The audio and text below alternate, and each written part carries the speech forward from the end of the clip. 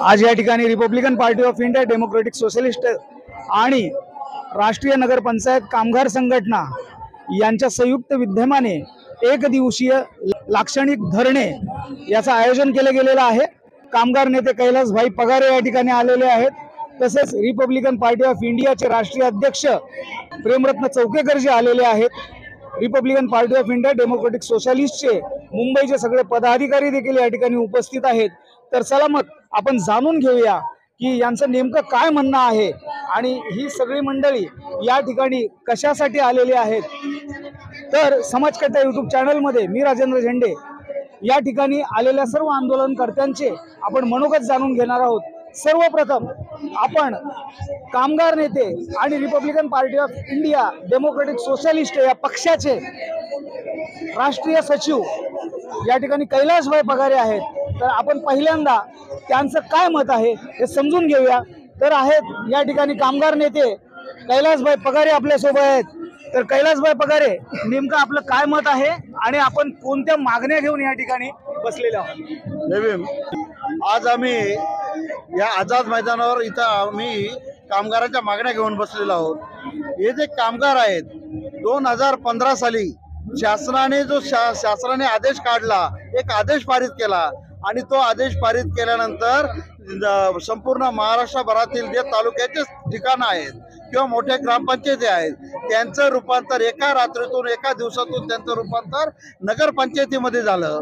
परंतु नगरपंचायतीमध्ये रूपांतर करत असताना अनेक वर्ष म्हणजे 20-20, 30-30 वर्ष ज्या लोकांनी ग्रामपंचायतमध्ये कायम स्वरूपीचे कामगार, परमनंट कामगार असलेले कामगार मात्र शासनाच्या एका निर्णयानुसार दुसऱ्या दिवशी एका रात्रीतून रोजंदारी कामगार झाले। त्यांचे सेवा ज्येष्ठता डावलण्यात आली, त्यांच्या शासनाच्या सगळ्या सोयी सवलती डावलण्यात आल्या आणि कामगारांचे अधिकार डावलण्यात आले, मूलभूत अधिकार डावलण्यात आले। आणि नुसतं इतकंच नाही तर हे सगळे अधिकार डावलत असताना संविधानाने आम्हाला कामगारांना अधिकार दिलेला आहे। संविधानाने किमान वेतनाचा अधिकार प्रत्येक कामगाराला दिलेला आहे। प्रत्येक कामगाराला किमान वेतन दिलं पाहिजे हे संविधान सांगतं।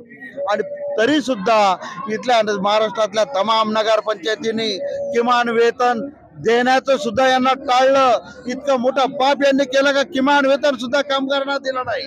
आणि म्हणून आम्ही सांगितलं किमान वेतन दिलं पाहिजे, तेव्हा त्यांनी किमान वेतन 2-3 वर्षांनी लागू केलं।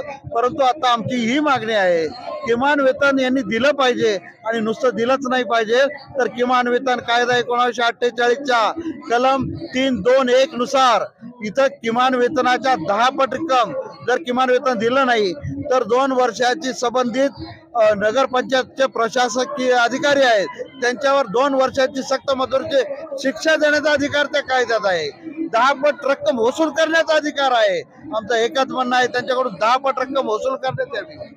दुसरी गोष्ट अशी आहे की जे कामगार आहेत त्यांना अशा पद्धतीने देशोधडीला आपल्याला लावता येणार नाही तर ते परमनंट होते, त्यांची भरपाई कोण देईल? आणि या सगळ्या माता भगिनी यांना जर आपण विचारत आहात का त्यांना आपण शिक्षणाची अट लावितात, अरे आम्हाला झाडू मारताना कोणत्या नगर ग्रामपंचायतीने कधी विचारलं नाही की तुम्ही किती शिकलेले आहात, तुम्हाला झाडू मारता येतो की नाही येत, तुम्हाला स्वच्छता करता येते का नाही येत? तुम्ही ते बघण्याऐवजी तिथं बघितलं पाहिजे या हाताने डोक्यावर महिला वाहून नेतात, जो बंदी आहेत तो बंदी असताना महिला वाहून नेतात, हातात हँड ग्लोव्ह आहे का नाही ते बघण्याऐवजी तुम्ही त्यांना शिक्षण विचारतात। अरे तुम्हाला अशा शासनकर्त्यांवर, अशा सरकारवर थू आहे तुमच्या अशा आदेशांवर। तुमच्या आदेशाचा आम्ही निषेध करत आहोत। आणि जर तुम्हाला सरकारवर यायचं आहे, शासनकर्ते व्हायचं आहे, सरकार तुमचं आणायचं म्हणून तुम्ही लाडक्या बहिणींना 1500 रुपयांची लाच देतात आणि दुसऱ्या बाजूला या आमच्या माता भगिनी, झाडू मारणाऱ्या माता भगिनी या का तुमच्या सावत्र बहिणी आहेत का? या तुमच्या कोणत्या बहिणी आहेत? यांना तुम्ही यांचे अधिकार तुम्ही हिरावून घेतले आहेत, तुम्ही यांचे अधिकार हिसकावून घेतले आहेत। म्हणून अशा तुम्हाला हे जे फडणवीस साहेब, अजितदादा आणि शिंदे साहेब तुम्हाला महाराष्ट्रातल्या तमाम ज्या बहिणींना तुम्ही बहिणी मानतात त्यांना 1500 रुपयांची लाच दिली, परंतु दुसऱ्या बाजूला या झाडू मारणाऱ्या सफाई कर्मचारी आमच्या महिला भगिनी या तुमच्या सावत्र बहिणी आहेत का? त्यांच्यावर असा अन्याय का करतात? हा आमचा तुम्हाला प्रश्न आहे, हा तुम्हाला जाब विचारत आहोत। आणि लवकरात लवकर याचं उत्तर तुम्ही नाही दिलं तर मात्र आपल्या मंत्रालयाच्या दालनामध्ये रिपब्लिकन पार्टी ऑफ इंडिया उपोषण केल्याशिवाय राहणार नाही. जय भीम, जय बुद्ध. काय सांगाल कैलासजी पगारे साहेब, हे जे सगळे आंदोलनकर्ते आलेले आहेत, या ज्या सगळ्या लाडक्या बहिणी आलेल्या आहेत, त्या नक्की मुख्यमंत्र्यांच्या लाडक्या बहिणी आहेत का नाही असा देखील आपण प्रश्न उपस्थित केलेला आहे.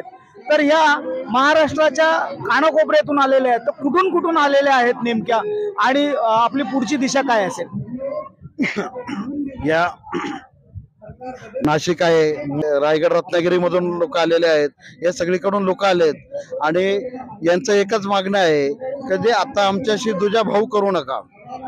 आम्हाला आता ज्या पद्धतीने किमान वेतन जर दिंडोरी नगरपालिकेने ज्या काही लोकांना किमान वेतन दिलं, 7 लोकांना किमान वेतन दिलं, मग जर समजा कायद्यासमोर सगळे समान आहेत तर दिंडोरीच्या 7 लोकांनाच किमान वेतनाचा फरक का देण्यात येतो?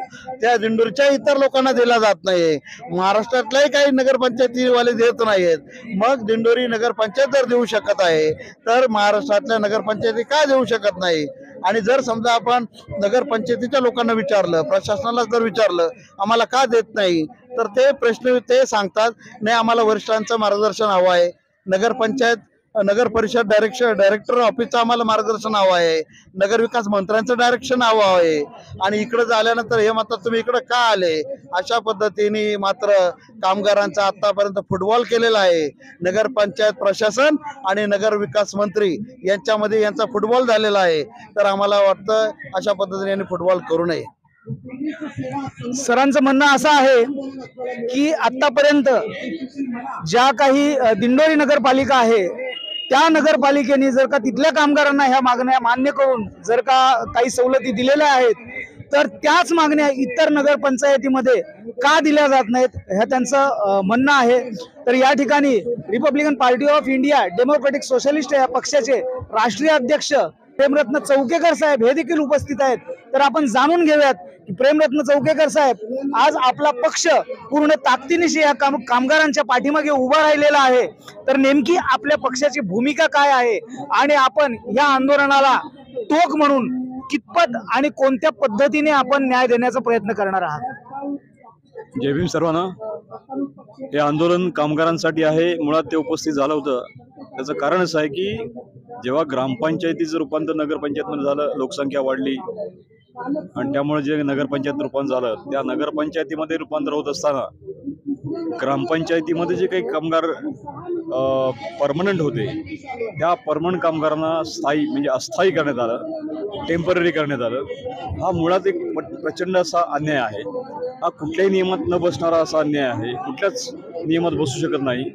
तर हा शासन आणि प्रशासन म्हणून हा केलेला अन्याय आहे.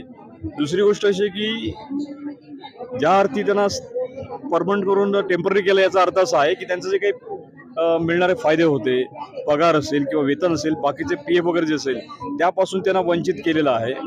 आज अशी परिस्थिती आहे की त्यांना काय खावं, कसं जगावं हा प्रश्न आहे. आपल्या मागे दिसत आहेत, तुमच्या समोर दिसत आहेत, महिला अख्ख्या महाराष्ट्रातून वेगळ्या ठिकाणून आलेल्या आहेत आणि या सफाई कामगार कर्मचारी त्याच्यामध्ये जास्तीत जास्त आहेत.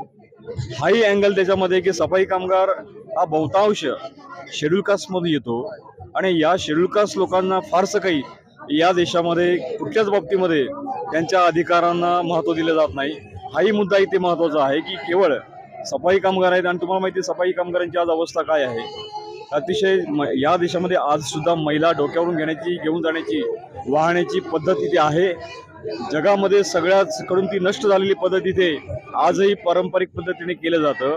आणि एवढं असून सुद्धा कष्ट करून जगणाऱ्या या महिलांना आणि एकूणच कामगारांना, सफाई कामगारांना मात्र त्यांच्या संविधानिक हक्कापासून वंचित केलेलं आहे. त्याचवेळी हे सरकार 1,500 रुपये लाडक्या बहिणीच्या नावावर फ्री मोफत देत आहे आणि त्याच्या मागे त्यांचा पॉलिटिकल एजेंडा आहे. मत मिळावीत आणि मतदानात आपल्या वाढ जावी इतकी की 60-70 लाख एक्स्ट्रा मतं सुद्धा याच्यावर आलेली आहेत. हाही आपल्याला समोर हा घोटाळा झालेला आहे. मात्र इथे कष्ट करून जगणाऱ्या माणसाला काही महत्त्व नाही असं दिसत आहे. आणि म्हणून याचा निषेध करण्यासाठी केवळ नाही, निषेध तर आहेच, या सरकारचा निषेध आहे. आणि जो 2015ला जो काही कायदा केला त्या कायदा करणाऱ्या सुद्धा गव्हर्नमेंटचा आम्ही निषेध करतो. मात्र निषेध करून थांबत नाही. तर ज्या मागण्या आम्ही इथे 4 मागण्या केलेल्या आहेत त्या 4 मागण्यांना लगेचच्या लगेच ताबडतोब महाराष्ट्र गव्हर्नमेंटनं तातडीनं आपल्या पटलावर घेऊन या लोकांना न्याय द्यावा, अन्यथा आम्ही पुढच्या कारवाईस मोकळे आहोत. कामगारांच्या अधिकारासाठी आम्ही मंत्र्यांना घेराव आणि मंत्र्यांच्या दालनामध्ये घुसून बाकी जे काही करता येईल ते करणार आहोत, पण त्या अवस्थेला आम्हाला येऊ देऊ नका. आमच्या मागण्या लगेच ताबडतोब आत्ता अधिवेशन सुरू आहे, या अधिवेशनामध्ये प्रायोरिटीने तो प्रश्न घेण्यात यावा आणि तो सोडवण्यात यावा आणि या असंख्य हजारो कामगारांना महाराष्ट्रातल्या न्याय देण्यात यावा अशी आमची इथे मागणी आहे सरकारकडे. तर ती तातडीने घेण्यात यावी अशी पुन्हा एकदा आम्ही मागणी करतो, अन्यथा आमचं आंदोलन अधिक तीव्र होईल याची दक्षता घ्यावी. थँक्यू. तर हे होते रिपब्लिकन पार्टी ऑफ इंडियाचे राष्ट्रीय अध्यक्ष प्रेमरत्न चौकेकर. सरांचं म्हणणं असं आहे की जर का या संपूर्ण जो काही कर्मचारी वर्ग आहे, कामगार जो वर्ग आहे, जो सफाई कामगार आहे, यांना जर का प्रायोरिटी बेसनी जर का या अधिवेशनामध्ये न्याय नाही मिळवून दिलात, सरकारने जर का न्याय नाही दिला, तर निश्चितच रिपब्लिकन पार्टी ऑफ इंडिया पुढील आंदोलन तीव्र करेल आणि सरकारला सळो की पळो करून सोडेल असा त्यांचा ठाम निर्धार या ठिकाणी त्यांनी व्यक्त केलेला आहे. मी राजेंद्र झेंडे, कॅमेरामन सुहास पवार सहित समाज कट्टा यूट्यूब चॅनलवर.